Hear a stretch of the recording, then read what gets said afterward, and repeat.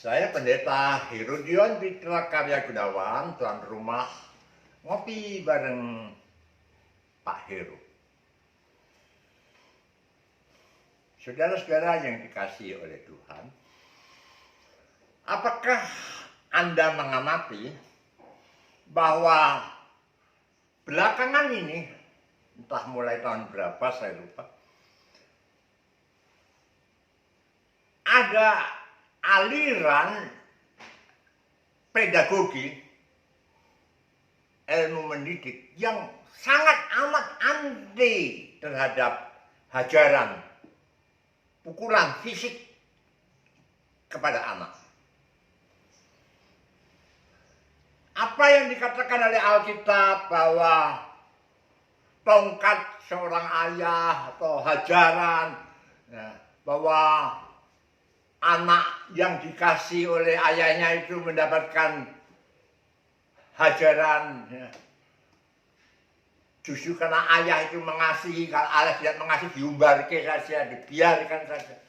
Saudara, ayat-ayat itu sudah tidak relevan lagi. Para ahli berkata anak itu tidak boleh dipukul, anak itu tidak boleh dihajar. Tapi beberapa hari yang lalu saya sempat membaca pendapat yang kembali lagi dengan yang lama, bahwa Petbun berkata hajar anak itu sampai dia berusia saya lupa berapa tahun, masih boleh dihajar. Masalahnya bukan hajar atau tidak menghajar, saudara, tapi boleh menghajar anak, tapi jangan berdasarkan emosi, mata gelap.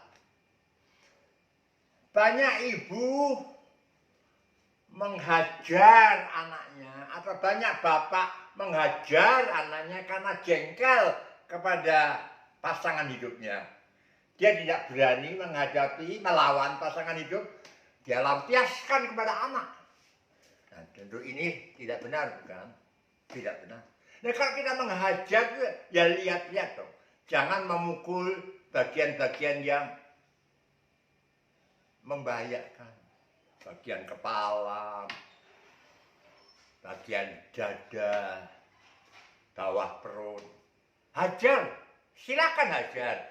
Tapi lihat bagian mana yang Anda mau hajar anak Anda itu. Saya setuju. Permissive society itu salah satu ciri kenapa anak sekarang nggak pernah dihajar, ya.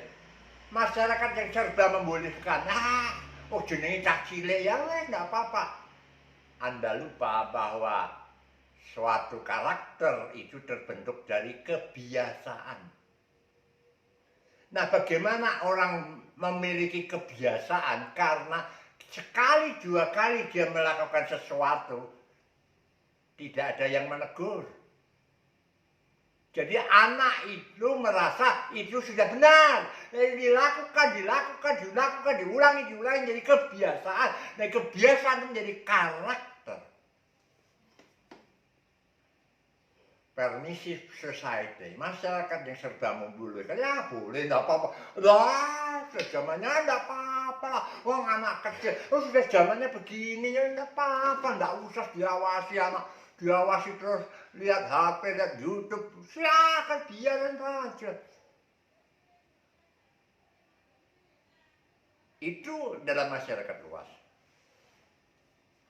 Saya sempat mengamati satu gereja, bukan gereja tempat saya beribadah, tidak. Itu gereja yang ketua majelisnya, sana istilahnya majelis lah apa, pokoknya salah satu dari penatua yang dipercaya dari ketua, seorang pemborong. Nggak salah pemborong jadi penatua, nggak salah pemborong jadi ketua majelis. Cuma masalahnya si pemborong ini menurut cerita mandor-mandor dan karyawannya yang pernah memperbaiki, merenovasi rumah saya. Masih punya istri yang ditinggal di kota lain, dan sekarang di kota ini dia mempunyai istri kembali. Lebih muda jelas. Bersuku bangsa yang berbeda. Sampai kondisi semacam itu membuat kikuk dan repot anak lelakinya. Mengapa? Karena anak lelaki ini juga sekolah teknik bangunannya, entah arsitek, entah teknik sipil, saya lupa, yang butuh pekerjaan, dan dia membutuhkan pekerjaan itu, dan perusahaan ayahnya bisa terima dia. Cuma bagaimana dia menghadapi sosok perempuan yang bukan mamahnya yang tinggal bersama ayahnya? Ya sampai kos di tempat lain dan tidak mau tinggal di rumah ayahnya itu. Yang mengherankan adalah apakah kira-kira sang pendeta tidak tahu masalah ini? Loh Pak, bukankah gereja itu memang memanggil orang berdosa? Yesus berkata, aku datang untuk mencari yang hilang.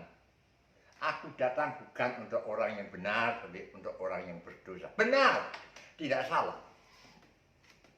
Tapi saudara, jangan kemudian kita membiarkan begitu saja seolah-olah, ya nggak apa-apa dong, ya ninggalkan istri lama, ambil istri baru, nggak apa-apa. Pokoknya kamu rajin melayani di gereja.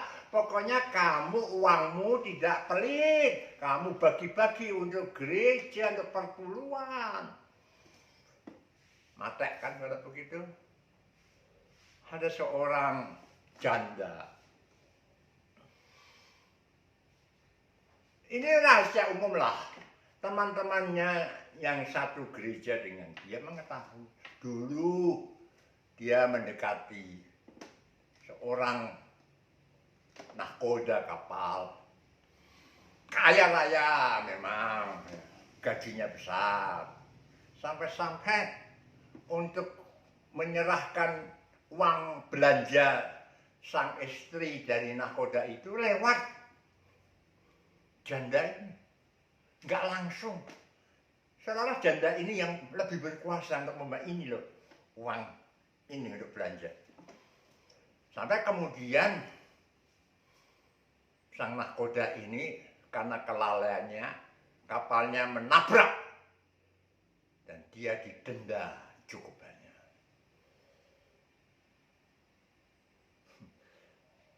Ada pepatah yang mengatakan ada uang abang disayang, tidak ada uang abangku tendang. Betul. Si janda ini kemudian menyingkirkan nahkoda ini. Bahkan dicari-cari nggak pernah mau menemui. Ganti lagi ada pria lain. Juga sudah berkeluarga, bahkan sudah kemudian memestakan pernikahan anak perempuannya. Banyak orang tahu. Anggota gereja yang satu gereja dengan dia juga tahu terang-terangan. Tapi heran. Janda ini kok dapat jabatan rangkap. Kalau nggak salah 4 rangkap.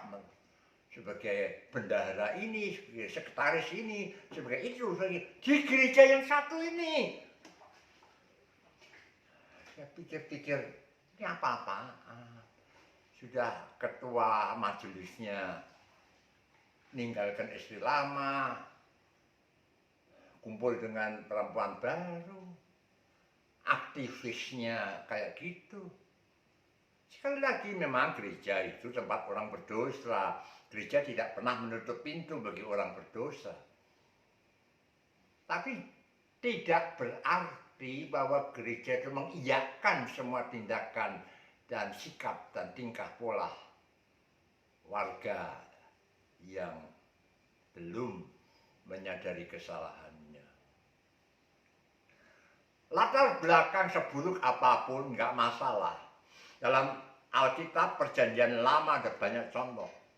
Ada seorang pria, anak seorang pelacur menjadi hakim di zaman hakim-hakim. Bekas rampok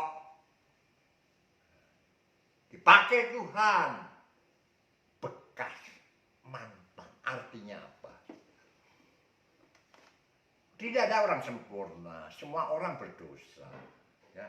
Kita masih di dalam daging. Roh memang penurut tapi daging lemah, kata Tuhan Yesus. Oleh sebab itu berjaga-jagalah dan berdoalah, itu nasihat Tuhan Yesus. Jadi